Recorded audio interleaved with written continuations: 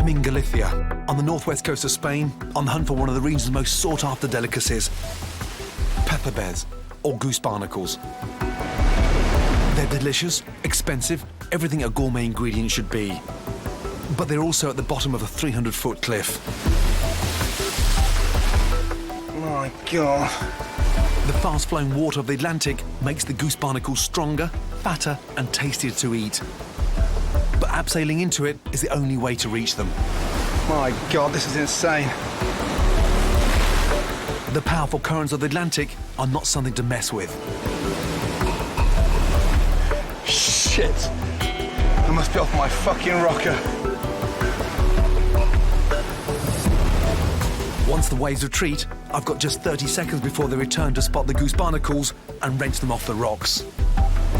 My guide tells me that if I hear a whistle, it means that the sea is coming crashing back in and I have to get out of the way fast. Oh, fuck.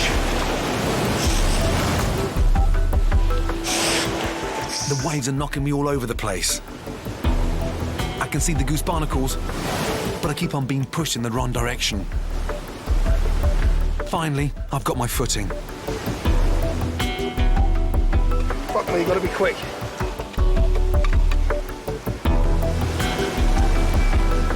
But I'm concentrating so hard on the prize, I forget the first simple rule. Listen for the whistle.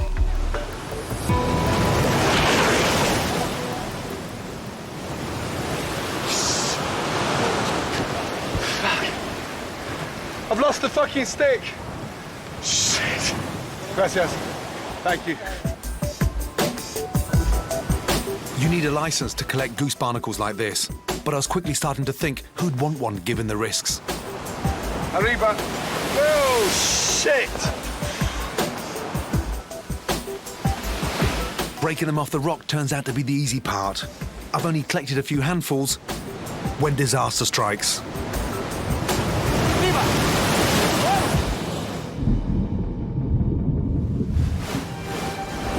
Everything I collected was lost to the sea. Oh, fuck. Bag's gone. This is by far the most dangerous fishing trip I've ever been on. And I only managed a couple of handfuls before the tide filled the cove. That was hard work. I mean, seriously hard work. You're holding on, and then when the wave wipes you out, you're trying to focus on the grip, but everything's just so slippy down there. From 100 foot up, the swell looks nothing. Down there, it's 2.5, 3 meters high. When it comes in big time. Whoa! Bloody hard. Great job, yes? A great joint job. Look at them. They're beautiful. What does that mean when they're just slightly red? Muy buena calidad. Mejor calidad. The quality is the best. The quality's the best. Traditional home-cooked food is sacred to Greeks. And there's a group of keen Greek cooks who are about to put my skills to the test. I've been given the ultimate challenge to create an amazing dish for a fantastic Greek cookbook. Whether or not my recipe makes the grade will be down to this group, the congregation from a Greek Orthodox church in North London. They're so passionate about Greek food that they're putting together their own cookbook. For the Greeks in Cyprus, food is very important. It is the most important thing in their lives. So we decided just to make a book and then sell it just to raise some money for the church as well. Nikki Rossou Andreou has collected dozens of traditional Greek recipes to ensure they're preserved for future generations of London Greeks. And only the best will go in her book. If Gordon Recipes is good enough, he's going to just put it in the book. Otherwise, it's not. I love a challenge, but in order to succeed, I need to create a fantastic dish using a classic Greek ingredient. I've chosen one that's doubled in popularity in Britain over the past 10 years. Halloumi cheese, and I'll be making it from scratch. Now, I'm taking a bit of a risk here because we're also used to eating halloumi cheese made out of cow's milk. I'm going to push the boat out and make mine with 100% sheep's milk. Today's cow's milk is used in mass-produced halloumi because it's cheaper. But traditionally, Greek Cypriots use sheep or goat's milk because it provides a richer flavour. I want the very best, so I'll be doing the same with the help of dairy farmer Kylie Threadgold.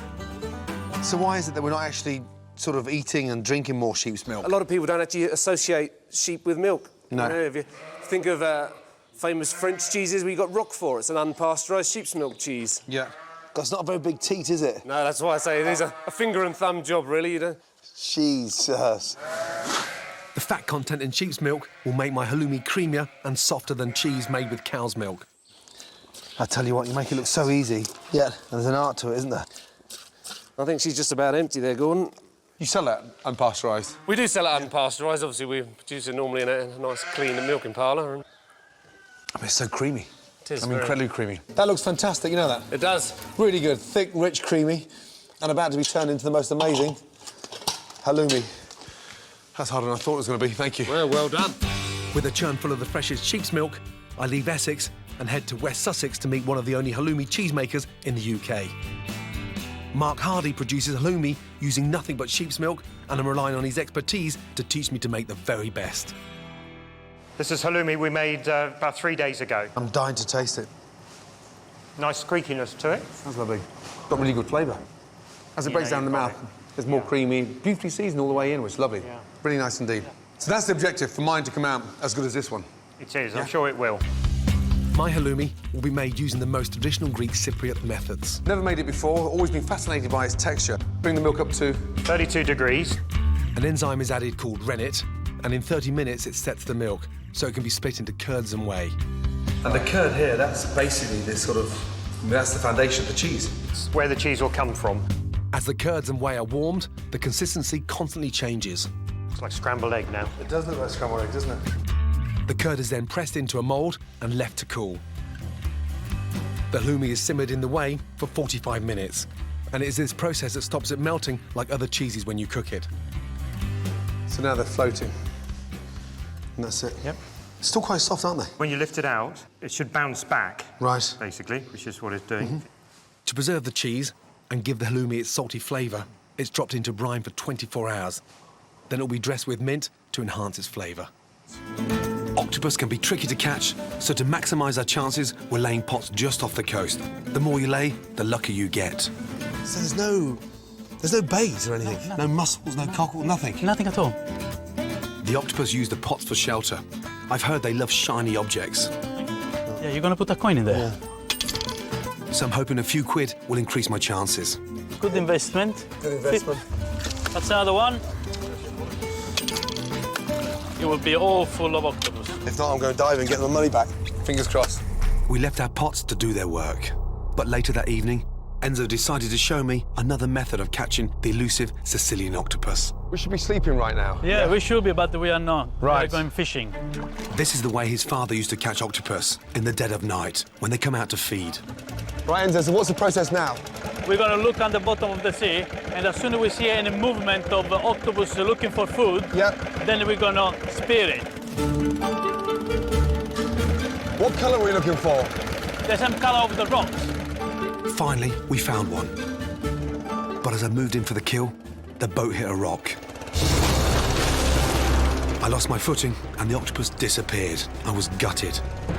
I got so close to it, I could almost taste it.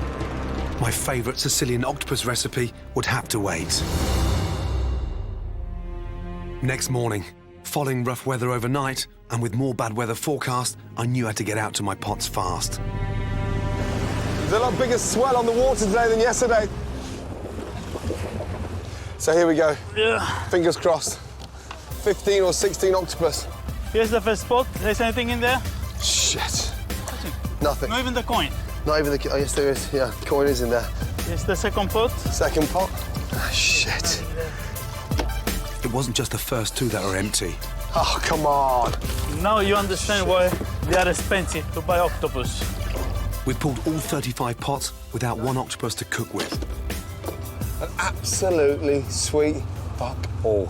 They don't want to be cooked by you. Plan B? Yeah, I think I've got plan B. Enzo's mate had laid some pots a few days earlier, and he swore they'd be brimming with octopus.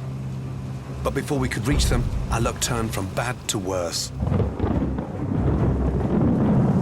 Damn, this is a disaster. We're caught in a huge storm, so we're going to head back to port, wait till the weather drops off. But the storm didn't pass.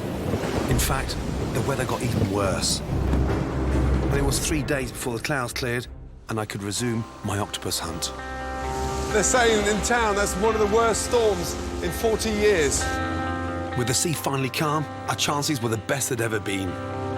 How long have these pots been out here? They've been here nearly a week.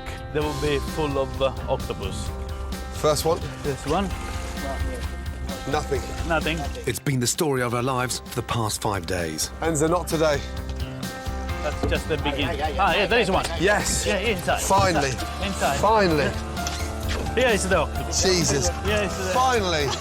Oh, my God.